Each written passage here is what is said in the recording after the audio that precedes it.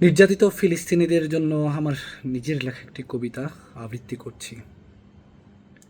পৃথিবী থেকে মুছে যাবে তেল আবিব, মুছে যাবে আবদেল ফাত্তাহ সিসির নিউ অ্যাডমিনিস্ট্রেশনাল ক্যাপিটাল, পুড়ে ছাই হয়ে যাবে দিল্লি, মাটিতে মিশে যাবে মধ্যপ্রাচ্যে থাকা ওয়াশিংটনের দালালেরা। আবারও তাহরির স্কয়ারে পুনর্জাগরণ ঘটবে, আবারও হবে আরব বসন্ত, জেরুজালেম ঘুরে দাঁড়াবে আবার, বাইতুল আকসায় কাতারবদ্ধ হবেন মেরাজের ফেরেশতারা। কাশ্মীর বুঝে নেবে তার নিজ ভূখণ্ড, রাখাইনে ফিরে যাবে আশ্রিত শরণার্থীরা। হারামাইনের খাদেমদারি ফের ন্যস্ত হবে অটোমানদের হাতে।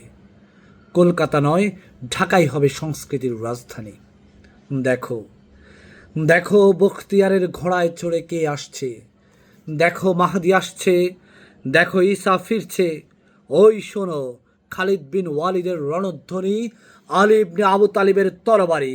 দেখো ওমর আসছে, আবু বকর হাসছে, লাহাব জাহেল কাঁপছে, নমরুদ কাঁপছে, ফেরাউন কাঁপছে। ওঠো, ঘুম থেকে ওঠো, ডাক এসেছে মুক্তির। কান পাতো, আকসা থেকে ভেসে আসছে কি মধুর ধ্বনি। আসসালাতু খায়রুম মিনান নাওম।